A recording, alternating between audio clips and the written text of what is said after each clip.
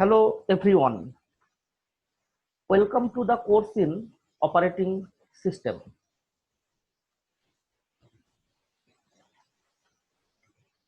In this lecture, we are going to study about context switching, independent and cooperating process, and the communication between cooperating processes, that is called inter-process communication. And in case of inter-process communication, we have two mechanisms, that is shared memory concept and message passing system. In previous lecture, that is in lecture 7, we have discussed about process state diagram and so many things. Now in this lecture, the first topic, that is context switching. So here we have context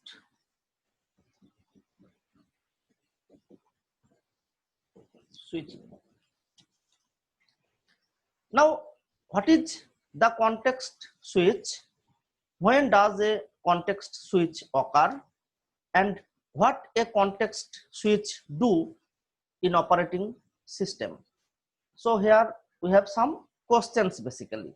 What is context switch? When does a context switch occur? And what a context switch do in operating system? So let's see what is this. Actually, interrupts cause the operating system to change a CPU from its current task and to run a kernel routine.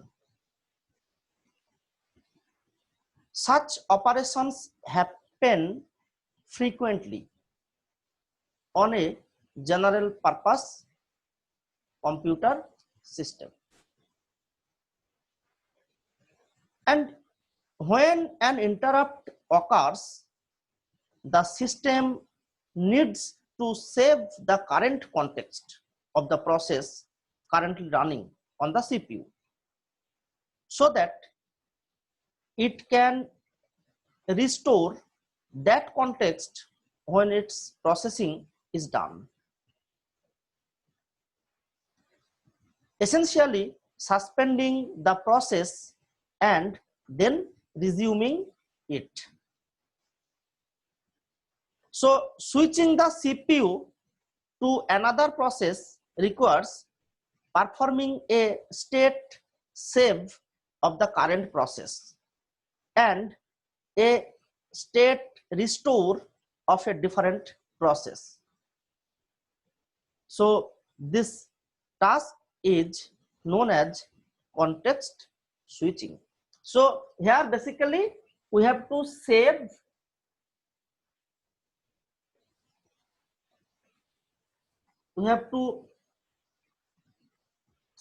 the current context and we have to restore the previous context.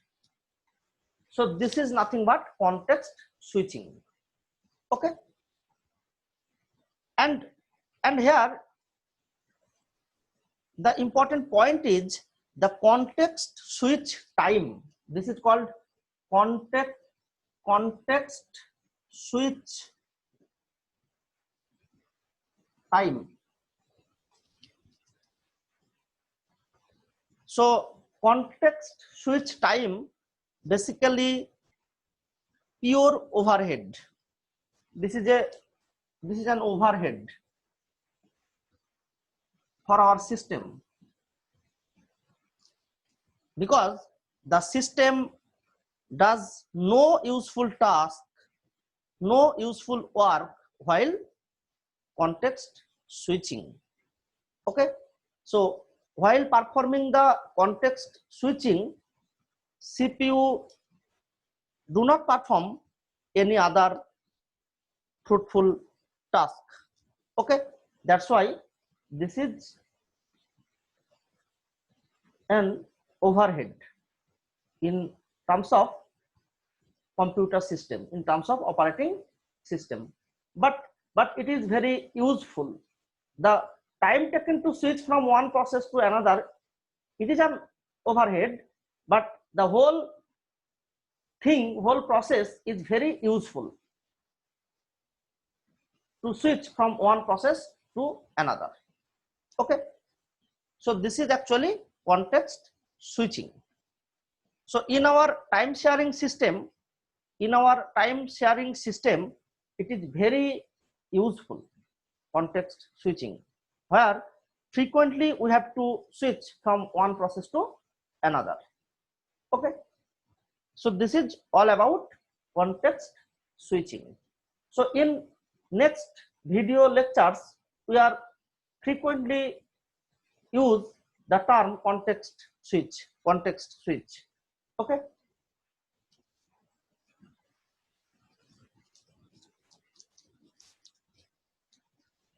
Now, the simple concept, independent and cooperating process. So here we have independent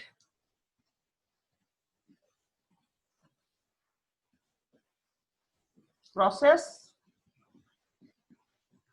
and here we have cooperating process.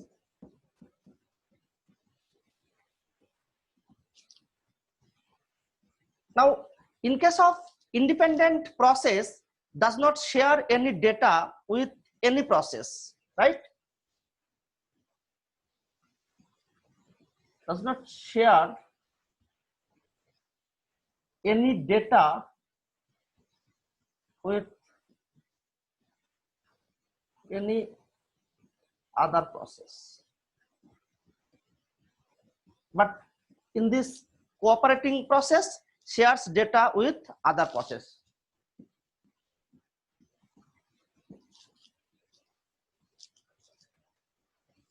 Number two, cannot affect or be affected by other process, right? So here, cannot affect or be affected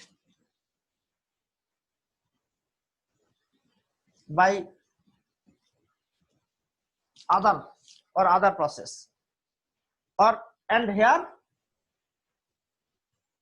can affect or be affected, can affect or be affected by other process in the system. Okay. Number three, here the result is deterministic, right? Here the result is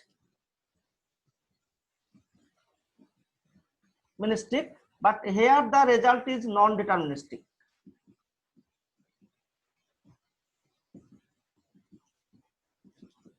Actually, deterministic and non-deterministic, it is the term used in mathematics basically.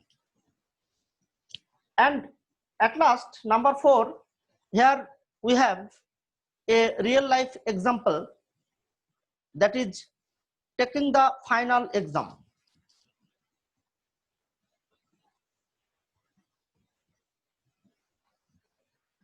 Actually, all we know that in case of final examination, it is actually independent, right? And in case of cooperating process, working as a member in a team, working as a member in a team, actually cooperating process. Okay, so this is basically independent process and cooperating process.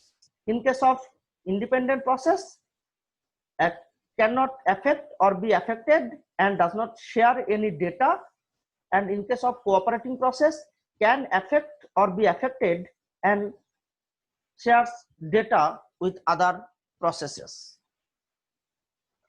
Okay, now we see in case of cooperating process, basically cooperating processes are communicating with each other. So how cooperating processes can communicate with each other? So in our system there are a common mechanism through which cooperating processes can communicate, and this communication mechanism is called inter-process communication, right? So now our next topic, this is nothing but inter-process communication.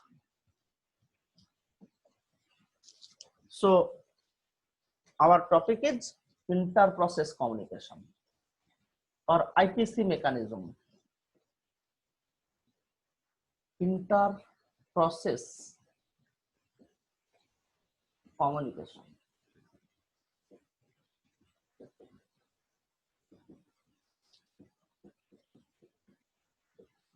So basically here this is inter and process. So this is the communication mechanism between cooperating processes. That's why it is inter-process communication.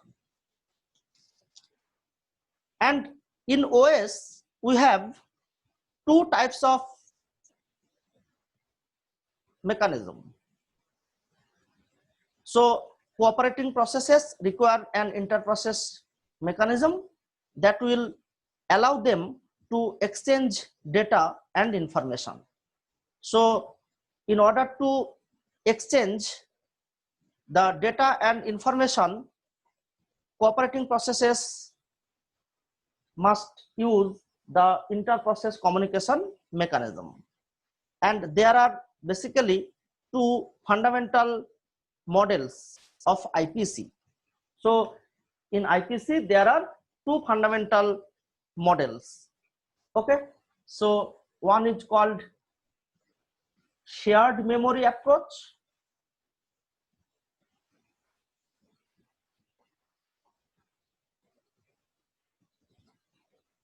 and another is called message passing.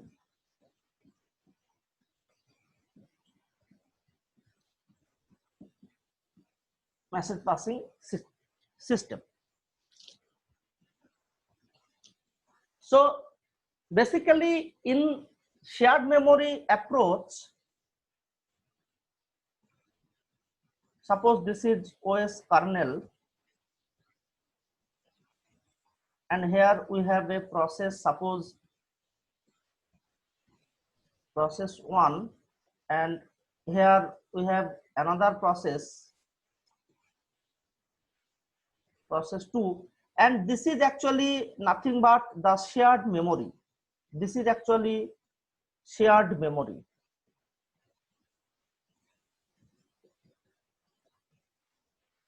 So exchanging is done through this shared memory. Okay, so this is the basic diagram. So IPC using shared memory requires communicating processes to establish a region of shared memory. So here obviously we have to create a region of shared memory, and basically shared memory region resides in the address space of the process who creates the shared memory. So suppose here process 1 created the shared memory, So obviously this shared memory residing in the address space of process 1.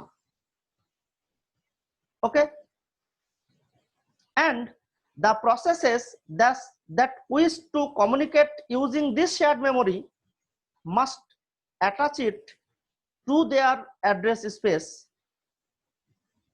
So now in this figure, suppose process 2 wish to communicate with process 1.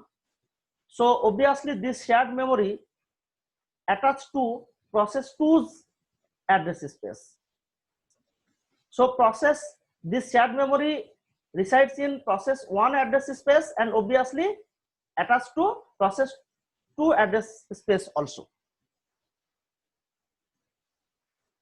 Generally, operating system tries to prevent one process from accessing other processes memory. So here cooperating processes are agree to remove this restriction. So here the restriction actually removed. Okay, so this is all about shared memory. And if we taking an example, suppose in case of producer consumer problem, actually in our process synchronization part we have a classical synchronization problem. This is actually producer consumer problem. So producer producing items and put it into shared memory, and consumer then consume it from this shared memory. So obviously here the shared memory is resides in both the address space of producer and consumer. Producer producing items and put it into shared memory, and then consumer can consume items from this shared memory. Okay, so this is the shared memory concept. But now in case of message passing, here we have no shared memory concept. So there are no shared memory, but here the basic communication takes place through kernel, directly through kernel, right? So here suppose we have a process 1 and it has a memory, and again we have another process 2 memory, and here we have the operating system kernel, right? So basically the communication takes place directly through kernel. So this is actually message passing. So message passing provides a mechanism to allow processes to communicate and to synchronize their actions without sharing the same address space, and it is particularly useful in a distributed environment where the communicating processes may reside on different computers connected via a network. So when we study the distributed operating system subject, so in this case there we have to study it in detail. So this message passing actually suitable for distributed operating system, and here we have at least two facilities: send message and receive message. So here we have two basic terms. This is send and receive.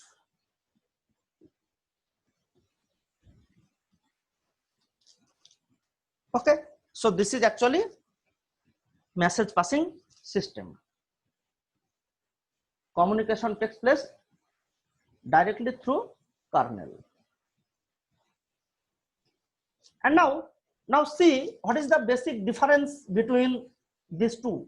Actually using this concept and diagram we can write some differences, but now see the basic important points. That is, number one, this message passing actually useful for exchanging smaller amount of data. Smaller amount of data.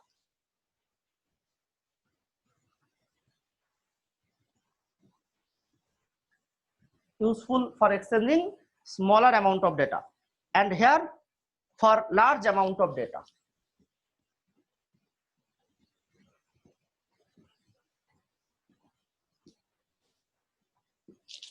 And number two, easier to implement in distributed ways. Okay, actually shared memory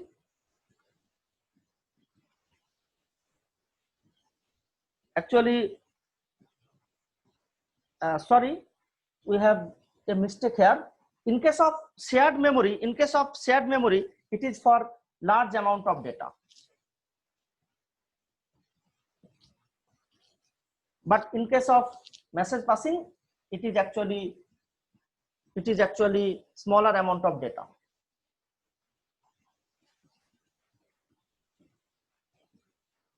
Right now, in point number two, easier to implement in centralized system. This is for centralized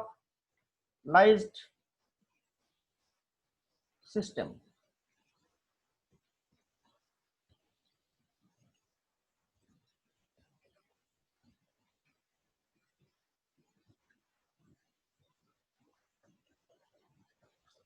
And this is message passing is for distributed operating system, suitable for distributed operating system. In case of shared memory, this is faster than message passing. Actually, shared memory actually faster, but it is slower than shared memory. And number four, suffers from cache coherence problem, right?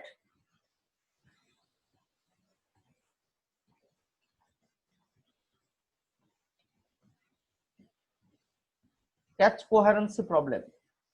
So what is cache coherency problem, which we will discuss in memory management? And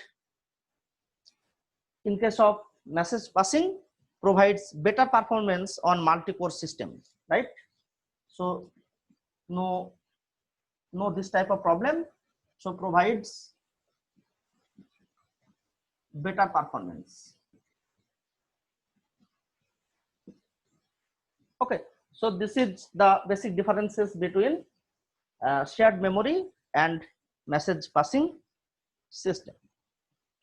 Okay, I hope these points are very much clear to you.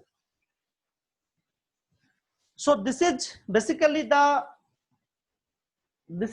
all about the basic points on process management. Now,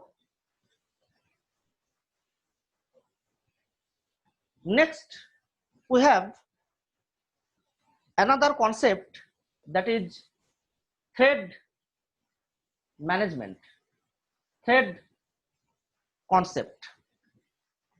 So now we have to move from process concept to thread concept.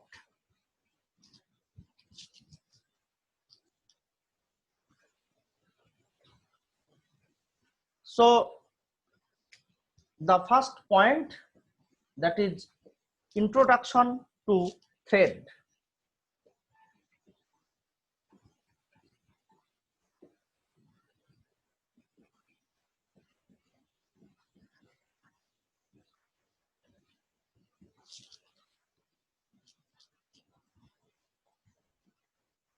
Basically, a program under execution is called a process. So we know that a program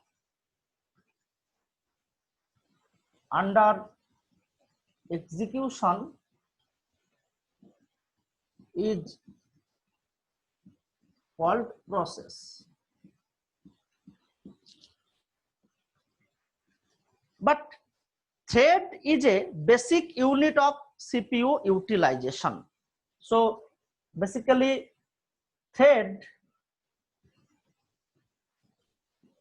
is a basic unit of CPU utilization.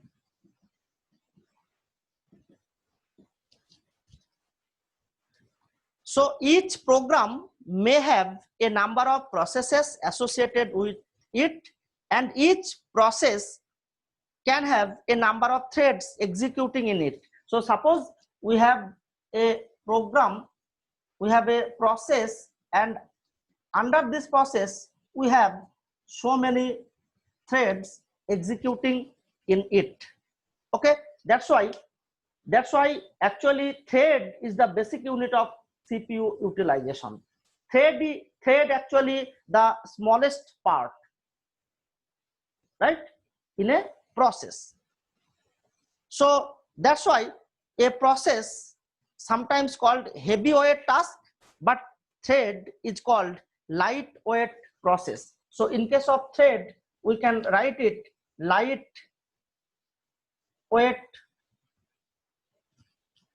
process. So thread is a lightweight process and a basic unit of CPU utilization, and each thread consisting of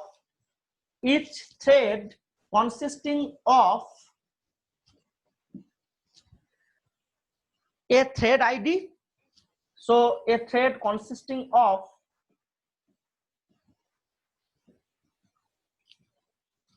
a thread ID, a program counter PC, a register set, and a stack. So this is the part in a thread ID, a program counter, a register set, and a stack,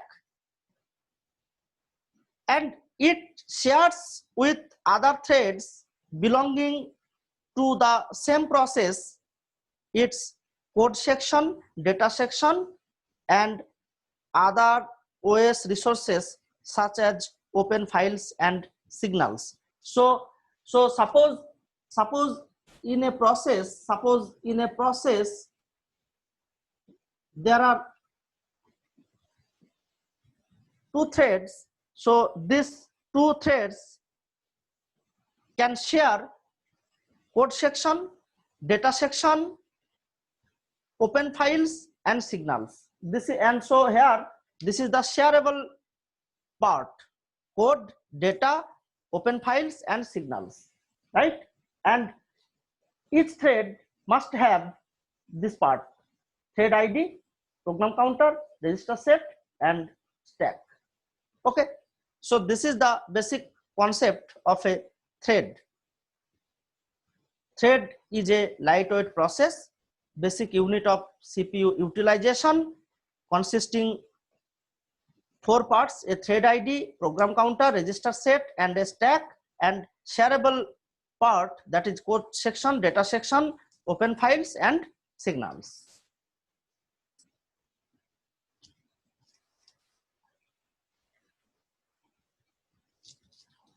Now, single threaded and multi-threaded process. So the first one is single threaded process. Okay, so obviously here we have a process. Here we have a process, and this is code, data, files, stack, register set, and this is a thread. So a traditional or heavyweight process has a single thread of control. So here we are having a single thread.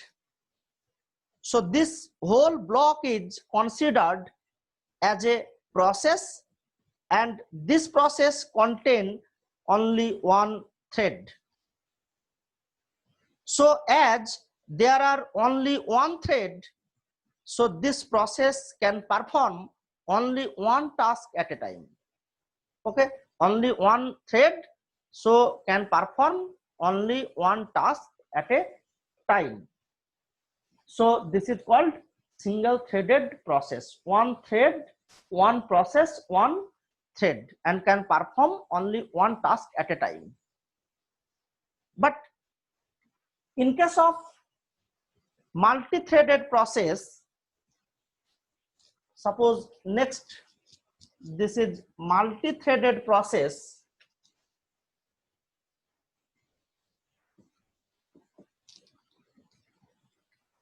So here we have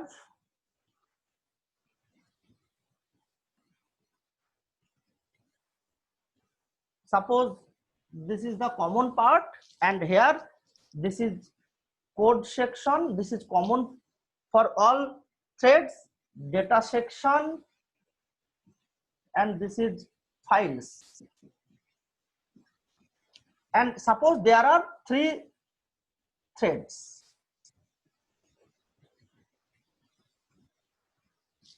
So in case of 3 threads, in case of 3 threads, each threads having its own registers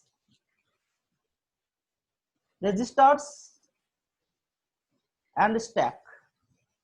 So suppose this is thread 1, this is thread 1, this is thread 2, and must having registers and stack. This is thread 3 and must have registers and stack. Okay, and this part is actually common, shared part, shareable part. Okay, so here in this diagram showing a multi-threaded process.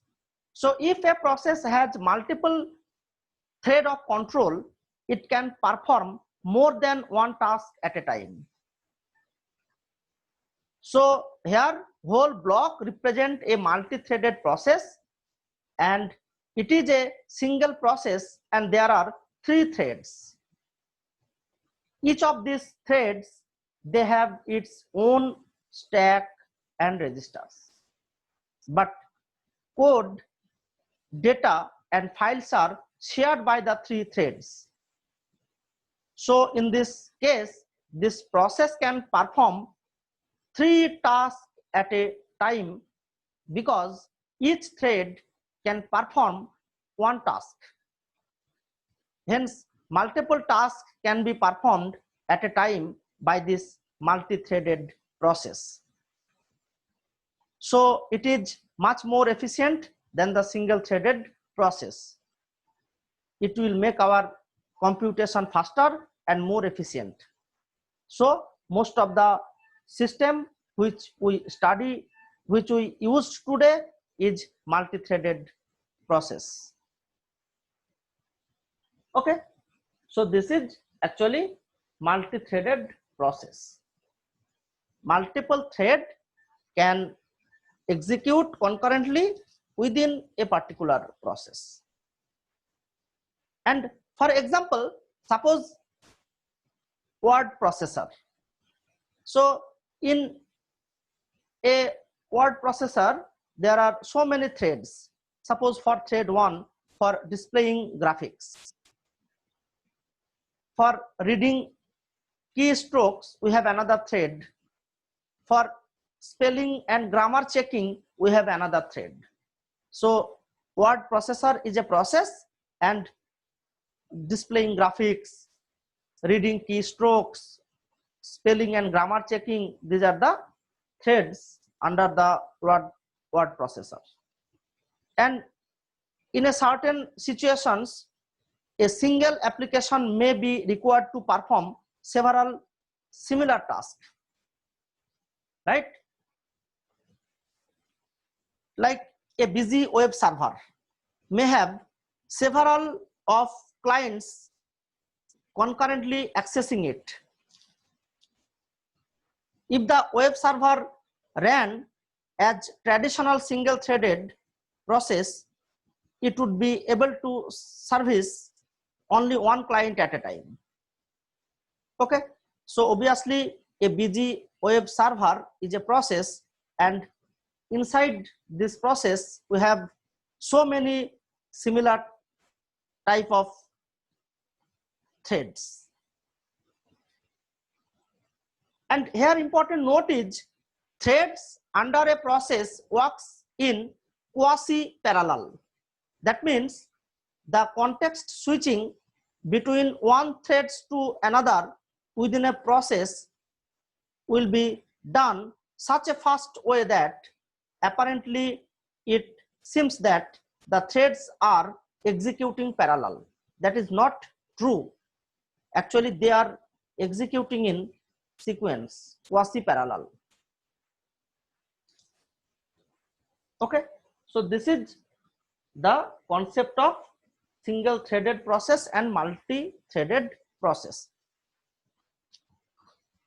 Okay, now the last point in this lecture, this is process versus thread. This is very common question. What is the difference between process and thread? We know that process actually heavyweight. This is heavyweight and this is lightweight. Okay, point number 2, process switching needs interaction with OS. Okay, so here we have system calls, but switching from one thread to another under a process, no system call actually.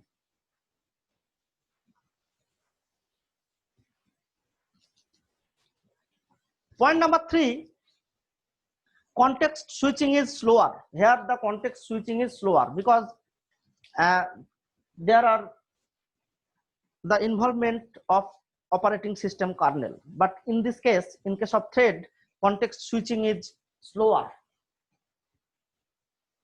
Just switching from one thread to another, no need of involvement of operating system.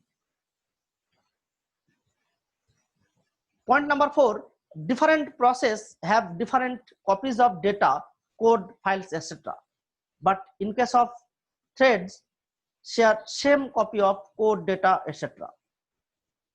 Okay, so these are the basic, these are the important differences between a process and a thread. Okay, so this is the last point in this lecture. Next video we will study benefits of threads and types of threads, that is user level thread and kernel level thread. Okay, so thank you for watching. Thank you again.